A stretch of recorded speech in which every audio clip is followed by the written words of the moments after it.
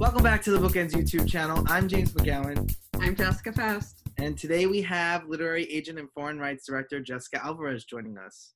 Hello. I think this is Jessica's first time joining. Yeah. Yeah. We'll be really hard on her.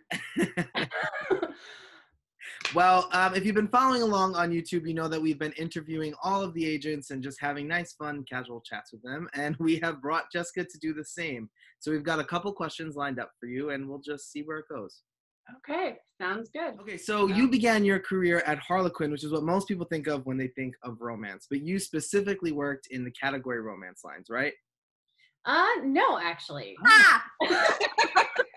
I did work on the category side, but I also did single title. I was actually part of the team that launched HQN Books, which is their single title imprint that is still around today doing large single title romances. But I did also work on the category side on like every single imprint they have. So I really did it all. But a lot of people do think of Harlequin as really just being the short category romances, and they do everything. Well, I think people who don't read romance sometimes think of romance novels only as Harlequin and don't even always think of some of their favorite or best-selling titles or even realize that those are romance authors. Right, I agree. I think Nora Roberts is a prime example of that. People read Nora and don't realize she's romance. But then, of course, on the other end of the spectrum, you've got people who think like Nicholas Sparks is an example of romance, and a lot of us in the industry really would not categorize him that way. Well, in fact, he refuses to categorize himself that way. True. We're not going to go down that rabbit hole, though. I was going to say, this could be a very long conversation. Let our viewers Google that. So actually, Jessica, what is the difference between category romance and single title regular romance? Sure. Well, there's a few differences. Category romance tends to be short, maybe 50,000 words or so. It's very trope driven. So, secret babies, billionaires, cowboys, let's see, like seduced by the Spanish billionaire's secretary might be an example of a category romance. Seduced by. Yeah, seduced by. Yeah, any kind of foreign billionaire. That's like a Mad Libs game. It is. So yeah, they tend to be the sales are based around those hooks, and they are sold on the line where there's a reader expectation that this line will have these kinds of books. So maybe it's romantic suspense books that are action oriented, or maybe it's more kind of home and family, sweet, small town romances. So they sell it more on those lines and the reader expectation than the author name, which is where it kind of differs from single title romance, where it's really the author's name and their brand that's kind of selling the book to the audience. Plus, those books can be twice as long, and there tend to be more subplots because of the length, and maybe there still has to be a sales hook, but it's not quite as trope driven as you see in category romance. Well, and I think too, what you said about the line is they very much appeal to specific interest of readers.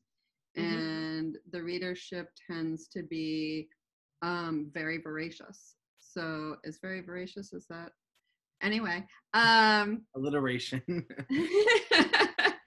And, so if you are a romantic suspense reader, you will just pick up those month's books from that particular line and read your way through, and as a reader sort of what you're getting.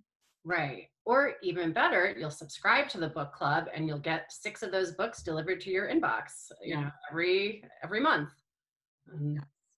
Yeah. And I guess that's, one of the ways also category romance has changed over the past decade, maybe. Before they were on the shelves for 1 month and then they disappeared and the next month appeared. And that still happens. But now with ebooks taking over, kind of the longevity of these books is extended because they're up on Amazon.com forever. You can load them onto your Kindle, you can load them onto your Nook or whatever, and they're there. Whereas before you could really only buy them for a month and that was it. Oh, that's fascinating. I didn't know that. But a lot of, I mean, you must have worked with some incredible romance authors, having crossed all the lines and an HQN. But I think another thing people don't realize is a lot of today's big romance authors started in category. Yeah, and not even just big romance authors, but big authors in general. Like Tess Gerritsen, for example. She started off writing category romance. And now she's off writing thrillers. Nora Roberts, of course, is the queen and the prime example. But yeah, she began category romance and has gone on to have a huge career that I think every author envies. Am I wrong to say Kristen Higgins? I can't remember if Kristen started on the category side or single title, but she was at Harlequin, but I can't remember where exactly she began. J.R. Ward is another one who started originally writing special edition under a different name. And now she's known for her vampire novels. So completely different types of books. Yeah, completely different. And that's something we've talked about here, and I know we talk about in BookEnds, which is kind of interesting, is the author, how an agent works with an author, which is kind of leading me a little bit away from what we were talking about, but how an agent works with an author to sort of make those kind of pivots in a career to grow a career. And I know that's something you've done with a lot of your authors. Yeah, it's true. And again, I'm probably gonna get myself in trouble with this one too. But I found, and I think, we've discussed this plenty, it's really difficult sometimes for category romance authors to make that pivot into single title, and vice versa. It's a different skill set. So a lot of times you have people who are writing single title romance who want to try writing category, and they can't. They can't manage to condense the plot into half as many words. They don't know how to do the pacing and everything without the subplot development. And, the story really has to be focused on that central romance. And not everybody can do that. So it can be really challenging, and vice versa. I've got some authors who they hit 60,000 words and they don't know what to do. They can't come up with another 20. And it's forcing the story in a way that doesn't work for them. But that's something we work on together. We try to look at other books in the genre that they can read that will help them understand the plotting. And I, of course, will dive in with edits and all of that as well. Or, we've also discussed maybe going away from romance is another option, like cozy mysteries, which Jessica, can talk plenty about, because there really are a lot of similarities between cozies and category romance in terms of the world building, the characters, those hooks that really drive the story. So, that can be an option too.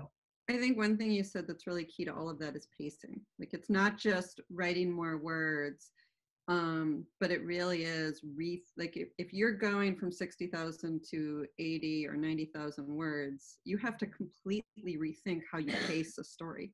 Yeah, it's very true.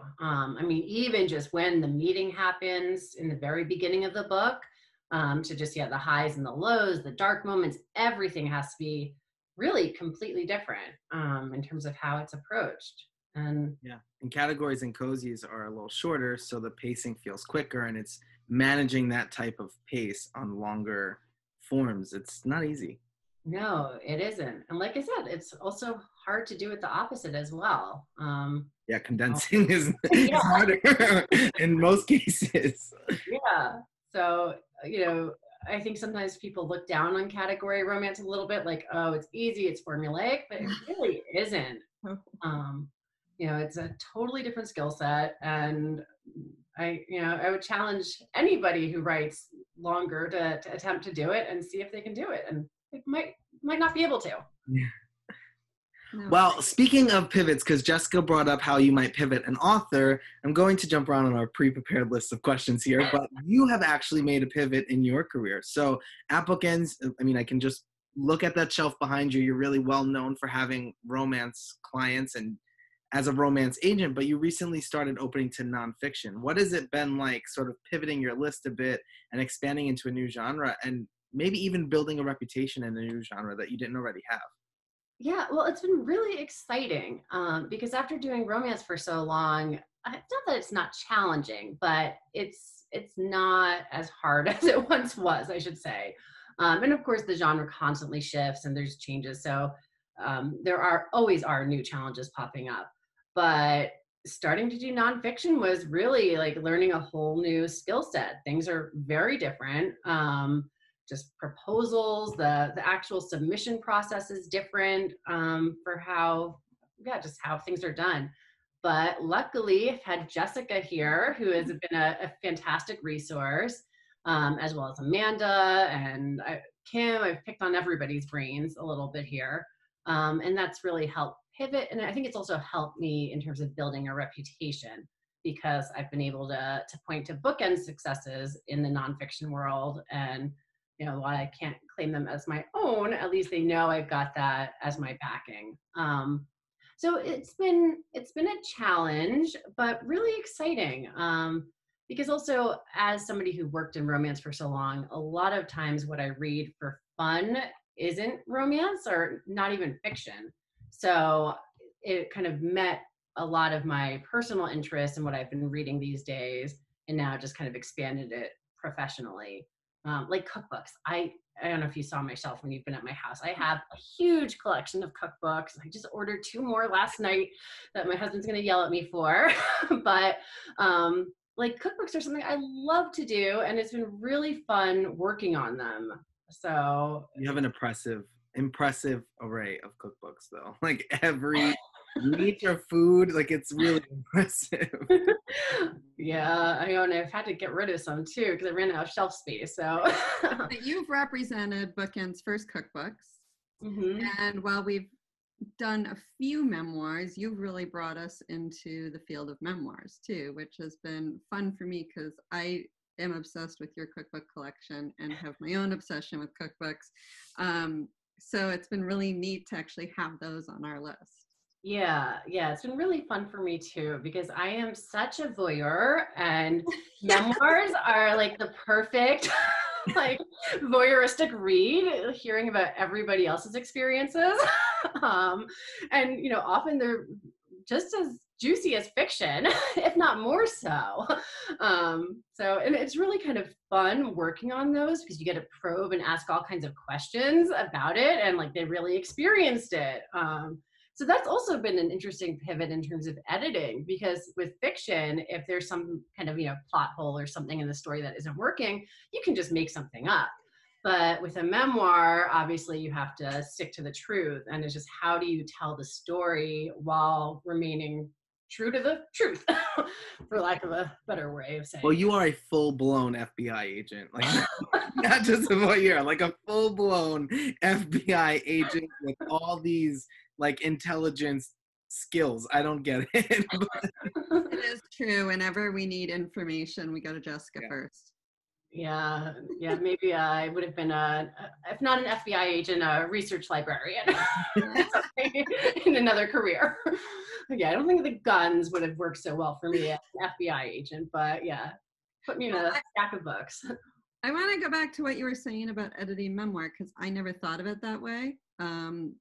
I tend to do more prescriptive nonfiction, which to me is sort of like more of a puzzle of taking information and how we're going to arrange it and put it together. But how do you do that with editing a memoir, and how do you approach an author with it to sort of say, if you reach a point in the plot where it sort of stagnates, how do you find out from the author and try to pull some of that information out, that rather, because with fiction, like you said, I'll just be like, what if we throw in a car wreck here? And you can't do that with memoir. Right. I guess it's a lot of questions. Really just, are there any other experiences you could talk about? Or is it a matter of trimming something? Do we really need whatever is making it slower? Can we jump ahead? How can we segue to this new part and cut out the boring stuff? Or just, is there something else that's missing? I know, like I recently worked on Haley Jean Penner's memoir, which was a series of vignettes. And so sometimes when she would jump from vignette to vignette, it seemed like there was something missing in between. And like, so did anything like this ever happen? Or can you tell me another story? And then it was kind of, it went back to being a puzzle piece, like you said, just figuring out where this should be put in so it carries over the whole story arc. And hers was different because it was vignette. So it wasn't really a whole narrative the way you might have with some of my other memoirs. Right.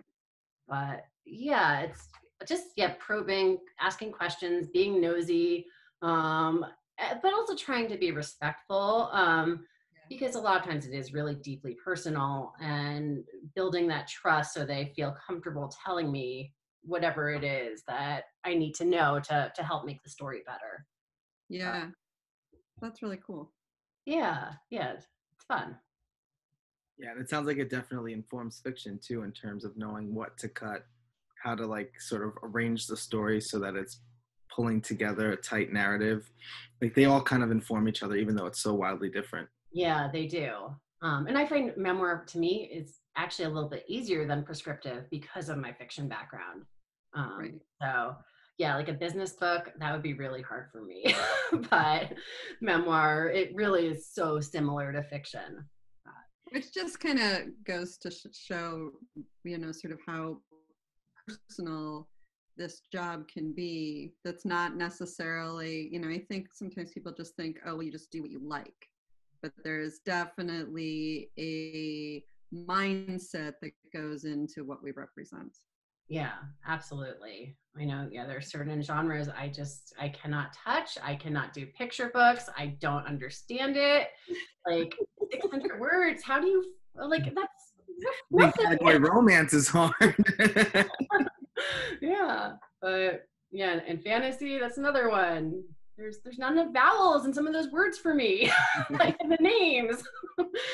But well, you have no shortage of editorial experience though, because after you left Harlequin, you were a freelance editor for a time, right? yes, I So was. what is that like? I mean, I'm sure it's like the perfect mix of being an agent and being an editor, right?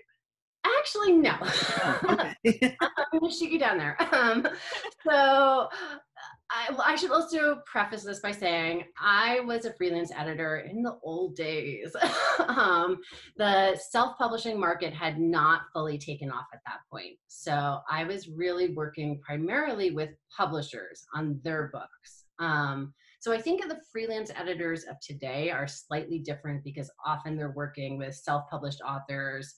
And back when I was doing it, the self-published authors tended to be those people who couldn't get a traditional publishing deal and were not always of the same quality. Whereas now I think those people who are self-publishing are often just on par with those who are getting traditionally published.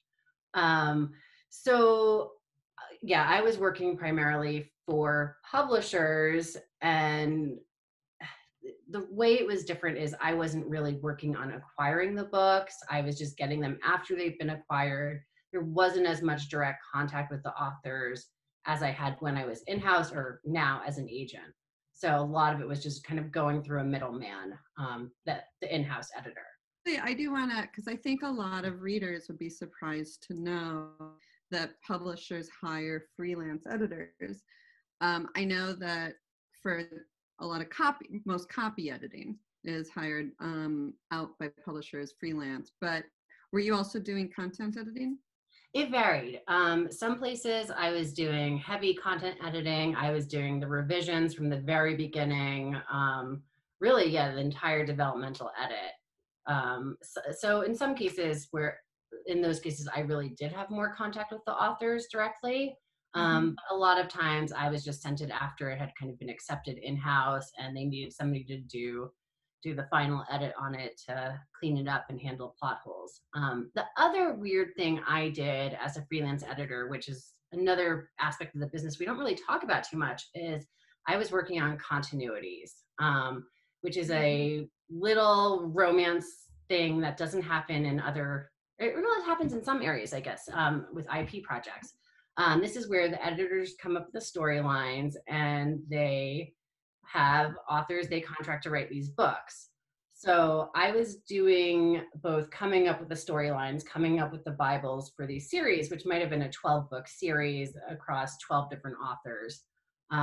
Or it might have been smaller, 4 books, 6 books, whatever. And then I was editing those series as well. And the reason they would often contract those out to freelancers is it's a huge amount of work following all these intertwined stories, and you have to really be involved in it. Like I would have calendars and like huge, like all kinds of things to carry out the timeline.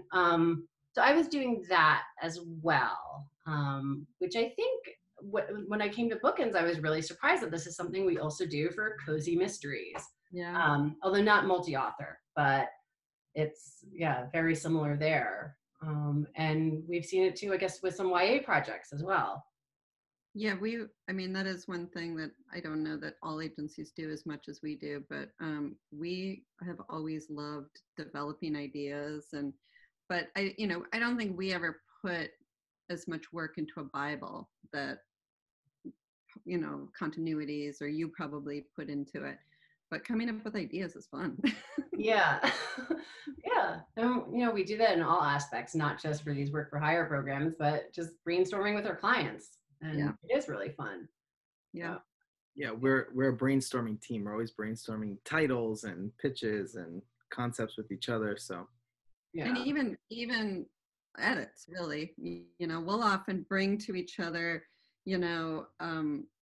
a plot issue from a book we're editing and brainstorm that sometimes. So now for a fun question. You are a certifiable dog person. I think all 3 of us are, but you have 3 amazing, adorable dogs. I am Team Duncan personally, but I have pledged allegiance. But I also know that you were instrumental in helping Jessica get Olive, because I learned that you volunteer with rescue dogs, right? Can you talk a little about that? Yes, I volunteer with Rescue Dogs Rock NYC, which is an organization that I don't know how many dogs we place. Hundreds of dogs get placed. And we rescue dogs in the New York City area, but also a lot from the South. I primarily work with the Texas dogs who come up from really awful situations, actually. I'm a Texas dog. Yeah, I have a Texas dog too. And so now I have 2 jobs there. I don't actually work hands-on with the dogs, but I process applications, so I get to be nosy and ask people questions. There we go again. Yes. And I have also become the rejector in chief. That's my self-appointed title. Because of all my experience handling submissions, I kind of took over the job of managing the mailbox and sending rejection letters. So I'm not the one who decides things, so don't blame me if you didn't get a dog, but I am the person who sends the letters. So that's not quite as fun as interviewing people and seeing them get their dogs, but it's somebody has to do the job. But a shout out to this particular organization. They really do take some tough cases, some really battered, abused dogs, and take care of them and heal them and find them homes. And they do have a lot of dogs and place a lot of dogs. Yeah. Did Dumpling get placed yet? I'm sorry? Did Dumpling get placed yet? I don't know if he did. We're both obsessed with this little dog Dumpling. If anybody's looking for their dog. All right, well, if you're twisting my arm. But yeah, this is my problem. See, if I kept on looking at their social media, I would have brought home 20 more dogs and I would have been divorced. So instead I volunteer and I find homes for them with other people. But I still sometimes we need a foster home this weekend. And I'm like, Joe, can we just take a dog for a few days? Absolutely not. No. 3 is enough. But, it's true. I'm certifiable, definitely. I think. But it's funny because you helped me get Oliver, I don't know, pushed me towards the Organization for Olive, but you weren't volunteering there yet. No, I think I just started like right around the very same time. I was still going through training. Yeah, so I think I like came across your application after the fact, but no, I just helped you search on Pet Finder for cute dogs. That was really my only role there. Well, you were a reference too. That's true, I was. Yes, I said good things about you. Not like my job doesn't depend on it, but we spent a lot of time looking at dogs there in the early days of COVID. Yes, we did. There were so many. That's fun.